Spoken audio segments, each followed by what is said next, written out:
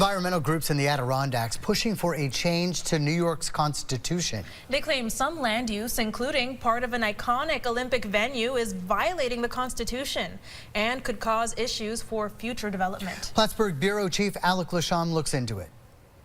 And we would ask that you support it and get this passed. Protect the Adirondacks Executive Director Claudia Bramer says they're pushing lawmakers to pass an Article 14 amendment to New York's Constitution. Article 14's Forever Wild Clause deals with building on state forest preserve land. She says it's one that's been violated at Mount Van Hoevenberg's Biathlon Stadium, trails, and part of the lodge. We have been pushing for many years for that to be cleaned up, for those violations of the Constitution to be cleaned up through a constitutional amendment that would authorize the use of that area of land at Mount Van Hoevenberg. Lawmakers need to pass the proposal in 2 legislative sessions before voters can decide on the ballot. The changes give the Olympic Regional Development Authority, or ORDA, the ability to continue upgrades on more than 300 acres of land, with parameters on what can be built. A piece of legislation tied to the proposed amendment also includes a land swap, with the state putting 2,500 acres of land into the forest preserve and an additional 200 by ORDA. We want to do things, in line with environmental rules and regulations, and Article 14 of the Constitution in the Adirondack Park